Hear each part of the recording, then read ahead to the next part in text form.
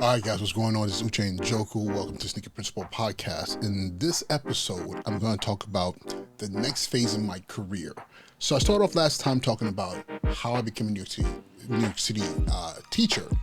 In this episode, I want to talk about how on day one of my career, I was actually the dean of students, dean of discipline for a high school in the Bronx. That was day one as a teacher, as a New York teacher, as a New York City teaching fellow. Yeah, a very interesting story. So with that being said, let's go ahead and start this episode.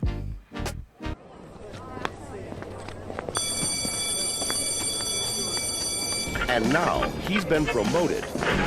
His job, principal. What's going on, everyone? This is Uche and Joku, Sneaker Principal, and welcome to the Sneaker Principal Podcast. So, the last episode I spoke to you about my journey towards becoming a New York City principal. Teacher. Of course, eventually becoming a principal, but teacher. From Los Angeles, California to New York City, and being a New York City teaching fellow in 2005 through 2007. It was a 2-year commitment. I also ended the episode by telling you that I had 2 job offers after I kind of jumped into my job search. And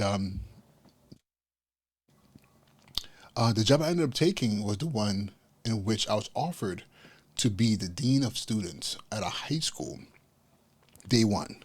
Anyone who's familiar with New York City schools, or even schools in general across the country, you're not the dean of anything the first day of school. However, my background in the military, and just my presence and bearing, gave the principal at the time of the school the thought that I could be his dean. So, of course, I took the position, and there was a lot of hoopla within New York City Teaching Fellows about whether or not that was even a thing that could happen. But, I had a cooperative principal who allowed me to teach, and also kind of like learn on the job as far as running school culture around discipline and behavior management and working with families and also safety as well. So my first day at the high school, Discovery High School in the Bronx on the Walton campus, I was the dean. A lot of my colleagues didn't know this. I think the principal at the time thought it makes more sense to not create any doubt or questioning of his decision-making process or of me as the dean. So I kind of tapped into what I knew, having just been a high school student years back, and also one of the bigger issues on this particular campus were the gangs. And this is 2005, so a lot of kids were talking about Bloods and Crips, and then the various other gangs that were on campus, Patria, Dignitarios, DDP, all these various, and then various Latin Kings and various Blood and Crip sets, all on the campus, something I was not familiar with. I'm coming from Los Angeles, where wherever you go to school, at most you're gonna find one gang, maybe 2 gangs. Definitely you're not gonna find Bloods and Crips on the same campus. Very, very rare, at least not sharing the same community. It's not that it's not possible, but if you're embedded in a particular community, that tends to be what it is, what it's there. So growing up in Inglewood, California, which was primarily at that point in time a blood hood.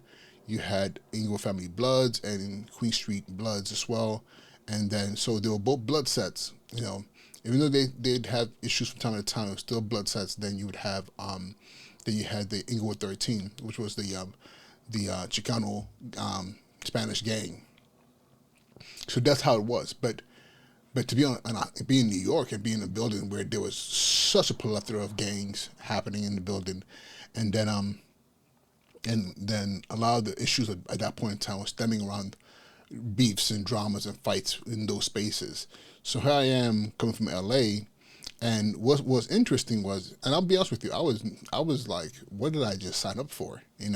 I thought maybe this was not a good idea to have chosen to take this position my first year, my first day as a teacher, as an official teacher, to also be a dean. But what was interesting is, as I got to know students and I shared with them my story, I tell them from LA, a lot of kids, especially again, gravitated to me. But they were like, "You from LA?"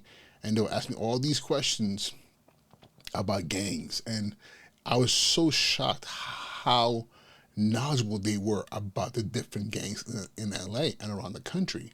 Like it's like these kids were doing more work around gang culture than they were doing around algebra and geometry and English and social studies and U.S. history and all the subjects they had in school. Their focus was really about that street life. So I took that. I used that to my advantage. Really using my apparent quote unquote street cred to really foster trust and relationships with a lot of my students.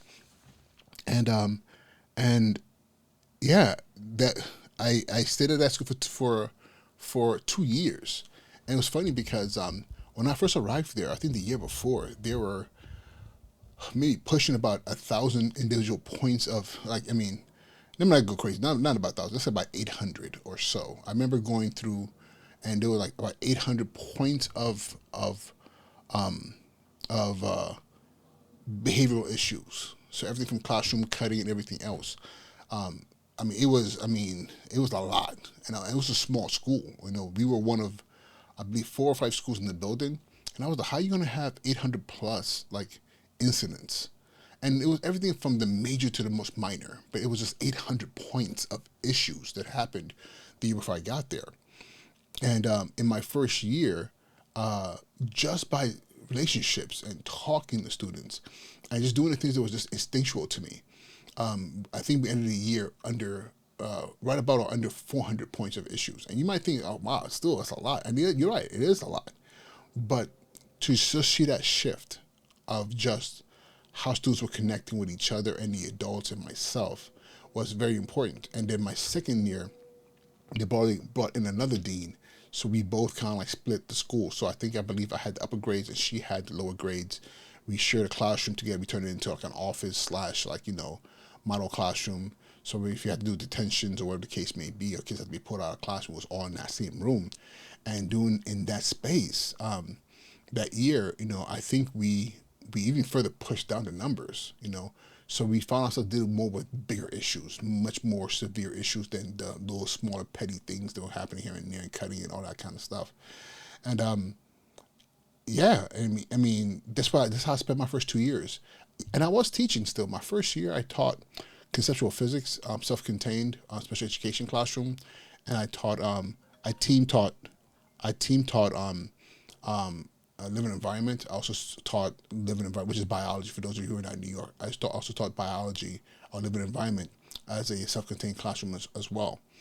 And for those of you who are not familiar, self-contained is a special education designation where these particular students are in our smaller settings, no more than 12 students, with usually with myself or with the primary special ed teacher and a para, or you might have, if it's high school, you might have the special ed teacher team teaching with a content teacher for those students. And most schools right now in New York City don't really have self-contained in high schools. Um, not as much as they did before, but that's what I did, and I did that for 2 years. And I think did that year one. Year two, I still taught a little bit of science, but then I was also allowed to create my own course in film. As I mentioned in my last video, I was a film major, film and media studies. So I was allowed to kind of create my own film class, which was an elective art class. And the high school itself was an arts integrated school, so it was kind of cool that I was given a leeway to create that particular course, and it was really a really fun course. That was my first 2 years, and then at the end of my second year, the principal who hired me decided to leave New York City schools and moved on to greener pastures. And then Dad brought in a new assistant principal who then was tapped to be a new principal. And to be honest with you, he and I didn't really get along. I think more like it's more so he didn't get along with me. And he was definitely not pro the idea of me having been a dean coming into the school, and he really emphasized why he believed it was very important that I was back in the classroom, building my craft as a pedagogue and not a dean slash part-time teacher. So he pretty much told me at the end of the year, next year you're going to come back and you're going to be teaching full time. I don't need you as the dean. I need you to develop your skills as a teacher. And at that point in time, I decided that, you know what, I really love what I did as a dean, and I felt like I made a huge impact in that space. So I ended up transferring schools to another school, and that transfer was not one that I just kind of applied for. It was one that was built off of a relationship that I had established my first year as a teacher. And I think I'm going to stop here. That story in itself is a very interesting story, especially when you talk about relationships.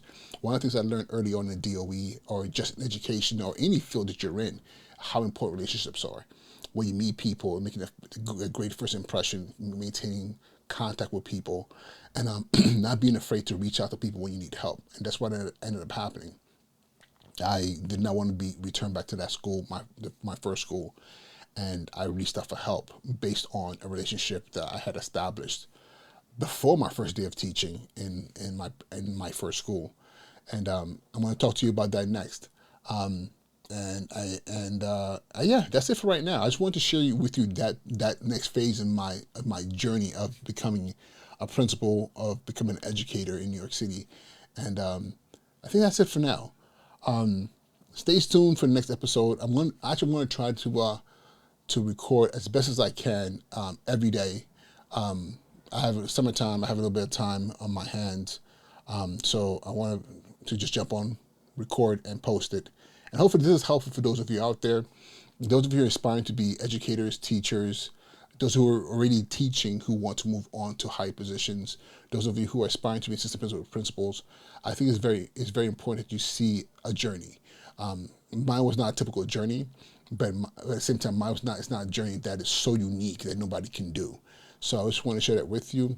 If you have any questions about, just general questions about the process of becoming a teacher, or even how to move and navigate the landscapes towards becoming something more than just a classroom teacher, or even being a better classroom teacher, feel free to drop a message on this in the comments.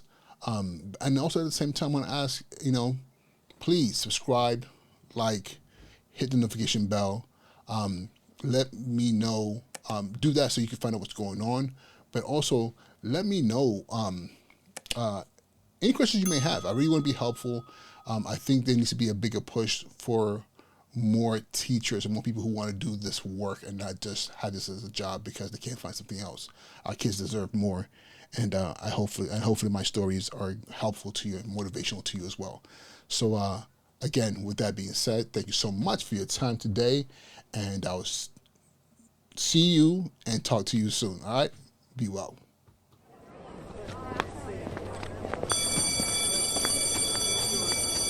And now he's been promoted. His job, principal.